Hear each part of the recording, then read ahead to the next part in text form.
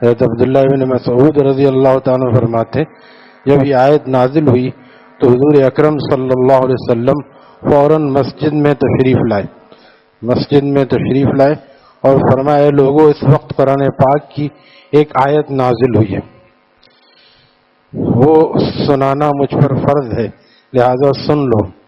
اللہ تعالیٰ فرماتے ہیں کہ جس کو ہم ہدایت دینا چاہتے ہیں اس کا سینہ اسلام کے لیے کھول دیتے ہیں۔ فَمَن يُرِدِ اللَّهُ أَن يَهْدِيَهُ يَشْرَحْ صَدْرَهُ لِلْإِسْلام، یہاں ان مصدریہ ہے، یعنی من یرید اللہ ہدایتہ، اللہ تعالیٰ جس کی ہدایت کا ارادہ فرماتے ہیں اس کا سینہ اسلام کے لیے کھول دیتے ہیں۔ صحابہ نے پوچھا اے اللہ کے پیارے رسول صلی اللہ علیہ وسلم، اللہ تعالیٰ سینے کو کس طرح کھولتے ہیں؟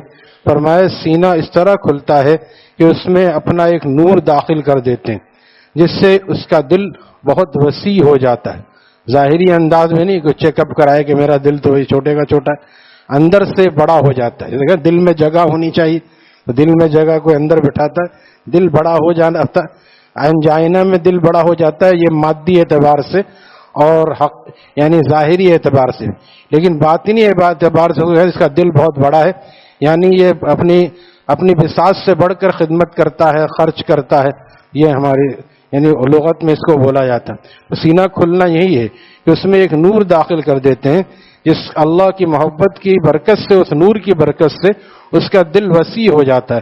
پھر وہ ماحول معاشرے سے نہیں ڈرتا کہ میں داڑھی رکھوں گا تو لوگ کیا کہیں گے، میں سنت پہ عمل کروں گا، ٹوپی پہنوں گا تو لوگ کیا کہیں گے، تو لوگوں سے نہیں ڈرتا، کیونکہ لوگوں سے لوگائی ڈرتی ہے۔ حکیم الامت نے فرمایا تھا لوگوں سے لوگائی ڈرتی ہے، تم مرد ہو مرد بنو۔ لہذا صحابہ اس چیز سے ڈرتے نہیں تھے، حالانکہ منافقین ہنستے تھے صحابہ پر کہ دیکھو کیسے غلامی کر رہے ہیں، کیسی غلامی کر، ہم دیکھو کتنے ٹھاٹ سے آزاد پھرتے ہیں، آج وہ جہنم میں غوطے کھا رہے ہیں، اور جن صحابہ نے غلامی کی تھی آج وہ رضوان اللہ تعالی علیہم اجمعین جنت میں مزے کر رہے ہیں۔ تو تھوڑے دن انہوں نے مشقت کیا، ہمیشہ کی جنت اللہ تعالیٰ نے ان کو عطا فرما دی، تو اللہ تعالیٰ اس کا سینہ کھول دیتے ہیں۔ اس لیے مانگنا چاہیے اللہ میرے سینے کو بھی اپنی ہدایت کے لیے کھول دیجئے۔ آپ جو اللہ تعالیٰ نعمت قرآن میں بیان کرتے ہیں، ہمارے شیخ فرماتے ہیں اس کو مانگنا چاہیے۔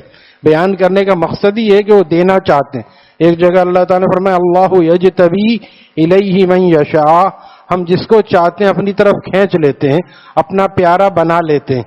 تو اللہ تعالیٰ جب یہ بتا رہے ہیں تو یقیناً ہمیں پیارا بنانا چاہتے ہیں، تو ہمیں چاہیے ہم اللہ سے مانگیں یا اللہ ہمیں بھی اپنے پیاروں میں شامل فرما لیجئے۔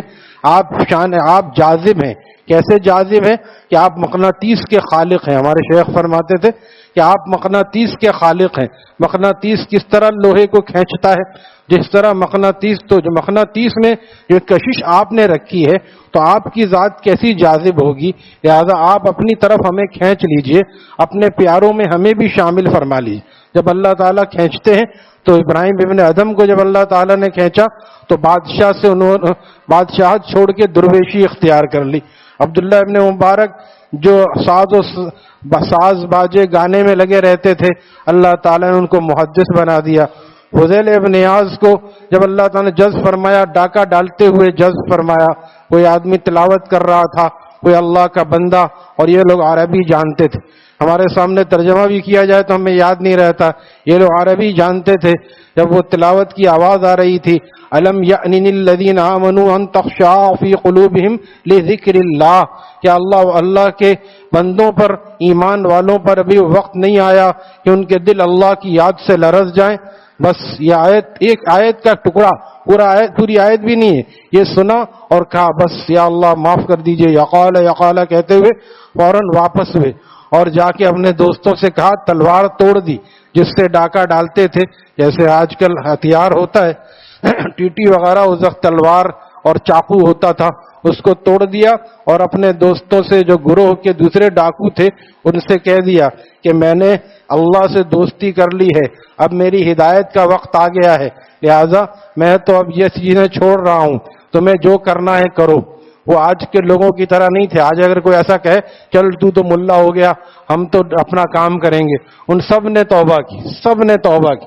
اور وہ جماعت، حضرت شیخ مولانا زکریا صاحب لکھتے ہیں جو ڈاکے ڈالتی پھرتی تھی، اور ڈاکہ بھی کتنا خطرناک ہوتا تھا کہ مائیں اپنے بچوں کو ڈرا کے سلاتی تھیں، جلدی سو جاؤ ورنہ فضیل آ جائے گا۔ فضیل اتنا بڑا ڈاکو، جیسے ہمارے یہاں بعض ڈاکو کچے کے ڈاکو مشہور ہیں، وہ اتنا بڑا ڈاکو، اللہ تعالیٰ نے کیسی ہدایت عطا فرمائی۔ تو پھر پورا گروہ جو ڈاکے ڈالتا پھرتا تھا، وہ پورا گروہ اب حج کے لیے چلا، اور حج اللہ تعالیٰ نے نصیب فرمایا۔ پھر اس کے بعد جب اللہ والے بن گئے تو پھر فاقے ہونا شروع ہو گئے۔ اب کوئی کہتا ہمارے یہاں کوئی نماز پڑھنا شروع کیا، لو اور زیادہ کاروبار مسئلہ ہو، یہ ہم نے نہیں، ہم نے تو اللہ کے ساتھ نعوذ باللہ احسان کیا، اللہ نے ہمارے امام فضیل ابن عیاض کی سنیے، واقع آنے لگے تو اب کہتے ہیں یا اللہ میرا کیا عمل آپ کو پسند آ گیا؟ یہ تو اولیاء اللہ کو ملتا ہے، میرا عمل کیا پسند آ گیا کہ مجھے بھی فاقے ہو رہے ہیں۔ 10 دن کا فاقہ فضیل، وہ جو ڈاکے ڈال کے کتنا آدمی عیاشی سے کھاتا ہے، چین سکون تو نہیں ہوتا، کھانا پینا بہت ہوتا ہے، عیش و عشرت بہت ہوتی، لیکن اس سب کو چھوڑ دیا تو فاقے ہونے لگے، لہذا فاقوں میں مست ہوتے تھے۔ یا اللہ آپ نے کتنی مہربانی فرمائی، میرے پاس تو کوئی عمل بھی ایسا نہیں تھا، آپ نے اپنے پیاروں والا فاقہ ہمیں بھی عطا فرما دیا۔ یہ بتا رہا ہوں کہ جب انسان کو اللہ تعالیٰ جذب فرمانا چاہتے ہیں، کوئی ایسا وسیلہ بنا دیتے ہیں۔ بندے نے بہت پہلے عرض کیا تھا کہ اثر جب مہربان انسان پہ قسمت ہونے لگتی ہے، یہ حضرت والا کے بیانات کا نچوڑ ہے اس میں، اثر جب مہربان انسان پہ قسمت ہونے لگتی ہے، کسی اللہ والے سے محبت ہونے لگتی، جب اللہ والے سے محبت ہوگی تو اللہ سے محبت ہوگی، ہر چیز اس کے والے سے ملتی ہے۔ یہ حضرت مولانا شاہ عبد الغنی پھول پوری رحم اللہ تعالیٰ کا ارشاد ہے، جو 12 مرتبہ ان کو نبی علیہ السلام کی زیارت خواب میں ہوئی تھی، وہ فرماتے تھے پھل ملتا ہے پھل والے سے، مٹھائی ملتی ہے مٹھائی والے سے، کپڑا ملتا ہے کپڑے والے سے، اللہ ملتا ہے اللہ والے سے۔ اسی لیے ہم قریب نہیں جاتے کہ ہمیں بھی نہ مل جائے، پھر یہ گناہ کے مزے چھوٹ جائیں گے، ہے نا، اسی لیے قریب نہیں جاتے۔ ارے صاحب ہاں کبھی کبھی جانا چاہیے، اتنا نہ ہو کہ پھر سارے مزے، ارے جو اس میں پھر مزہ آئے گا اللہ کی یاد میں۔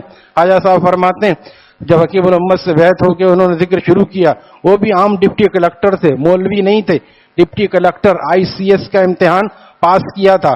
ڈپٹی کلکٹر کی اس زمانے میں وہ شان ہوتی تھی جیسے آج کا IG ہے، سارے SHO سب اس کے انڈر میں ہوتے، اتنا بڑا ڈگری لینے والا اور عہدے والا حکیم الامت کے پاس جا کے بیعت ہو گئے اور اصلاح کروائی۔ جب ذکر کا مزہ آیا تو فرمایا کہ خدا کی یاد میں بیٹھے جو سب سے بے غرض ہو کر اللہ کے لیے، آج وظیفہ پڑھتے ہیں لوگ یا رزاق یا رزاق یا مغنی یا مغنی، صرف کھانے پینے کے لیے، اللہ کی رضا کے لیے کم لوگ کرتے ہیں۔ اللہ کی رضا کے لیے ذکر کیا جاتا ہے، اللہ کی رضا کے لیے مجاہدے کیے جاتے ہیں، اللہ کی رضا، پیر بننے کے لیے نہیں۔ تو فرماتے ہیں خدا کی یاد میں بیٹھے جو سب سے بے غرض ہو کر، تو اپنا بوریا بھی پھر ہمیں تخت سلیمان تھا۔ بظاہر بوریے پہ ہیں لیکن ایسا لگ رہا ہے ہوا میں اڑ رہا ہے یا تخت سلیمانی کی طرح اڑ رہا ہے۔ تو اللہ تعالیٰ وہ مزہ اس فقر میں عطا فرماتے ہیں، لیکن کب؟ جب آدمی گناہوں کی گندگی سے الگ ہو جاتا ہے۔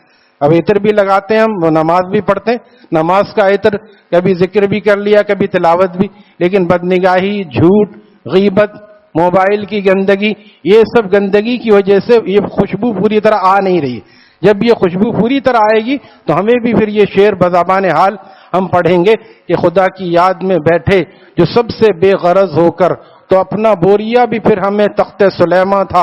اللہ کا قرب جب نصیب ہوگا، لہذا ایک لذت تو گناہوں کی ہے جو اللہ سے دور کرتی ہے، جو جہنم میں پہنچاتی۔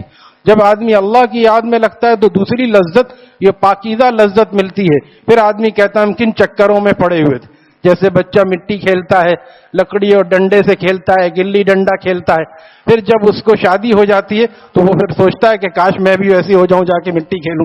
جب وہ بڑا ہو جاتا ہے اس کی ترجیحات بدل جاتی۔ چھوٹے بچے جو ہے وہ 200 روپے 500 روپے کی گاڑی میں مچلتے ہیں، یہ تو بچے بھی بڑے ہو گئے، اور چھوٹے جو ہوتے 500 روپے کی گاڑی جو چابی سے چلے 1000 روپے کی، اس پہ مچلتے ہیں، اور جب بڑے ہو جاتے ہیں تو 5 لاکھ کی گاڑی بھی اب کہاں صحیح ملتی ہے، 50 لاکھ والی گاڑی چاہیے۔ ترجیحات بدلنی چاہیے۔ اگر ہماری ترجیحات بھی وہ بچپنے والی ہے، اس کا مطلب ہے روحانی بلوغت ابھی نہیں ہوئی۔ اللہ سے مانگنا چاہیے، اللہ آپ اپنے جذب سے، شان جذب سے ہمیں بھی جذب فرما لیجئے۔ اور ہمارے والا پھر فرماتے ہیں تم دعا مانگو اور تھوڑے سے راستے بھی اختیار کرو، کسی اللہ والے کے پاس بیٹھو، پھر دیکھو بھولو پہلوان ایک آدمی کو کھینچے اور ادھر سے 3-4 آدمی کھینچ رہے ہیں. ادھر کیا ماحول، معاشرہ، نفس، شیطان، یہ 4 ہے نا. اور بھولو پہلوان اکیلا کھینچے، آدمی کدھر کھینچے گا؟ بھولو پہلوان جب کھینچ سکتا ہے، جو بھولو پہلوان کا پیدا کرنے والا ہے، جب وہ کھینچے گا تو ماحول، معاشرے کا کیا بال بیکا کر سکتے. لیکن ہم مانگیں اور چلیں تو صحیح، ہم اسباب بھی اختیار نہیں کرتے، صحیح سے دعا بھی نہیں مانگتے. نفل پڑھ کے، صلاۃ حاجات پڑھ کے، رات کو عشاء کے بعد جو قیام لیل، صحیح تہجد تو آخر رات میں ہوتی ہے، آدمی عشاء کے بعد 2-4 رکعت پڑھ کے مانگے یا اللہ ہمیں بھی اپنے پیاروں میں شامل فرما لیجئے. ہم نے اولیاء کے حالات پڑھے ہیں اور ہم نے یہ سب سنا ہے کہ ڈاکہ ڈالنے والوں کو آپ نے قبول فرما لیا. مالک بن دینار بغیر عشاء پڑے ہوئے شراب پی کے سو گئے، آپ نے خواب میں ان کو قبول فرما لیا. آپ ہمیں بھی قبول فرما لیجئے. ہم تو نماز بھی پڑھتے ہیں، روزہ بھی رکھتے ہیں، لیکن ہم دونوں طرف چل رہے ہیں. دو رنگی چھوڑ دے، یک رنگ ہو جا، سراسر موم یا پھر سنگ ہو جا. لہذا آپ ہمیں بھی اپنے پیاروں میں شامل فرما لیجئے. جب اللہ تعالیٰ اپنی شان جذب سے کھینچیں گے تو نفس و شیطان، ماحول، معاشرہ سب ایک طرف رہ جائیں گے، اور پھر یہی لوگ آ کے دعاؤں کی درخواست کریں گے جو آج تنقید کرتے ہیں. او ہو ملا بن گئے. جب آدمی صحیح ملا بنتا ہے تو ولی اللہ بنتا ہے. جب ولی اللہ بنتا ہے تو لوگ اس کا نام بھی عزت سے لیتے ہیں اور اس کے جانے کے بعد بھی اس کو یاد کرتے ہیں. ان کی چیزوں کو تبرک سمجھا جاتا ہے. حضرت گولگمبد کی خانقاہ سے کوئی حضرت والا جب گئے تھے ہندوستان، کوئی چیز ملی تھی تو بزرگ کی چیز کو تبرک سمجھا جاتا ہے، اور عام آدمی کی کو کون پوچھتا ہے. اللہ تعالی ہمیں بھی اپنی شان جذب سے جذب فرما کر اپنے پیاروں میں شامل فرما لے. الحمدللہ رب العالمین.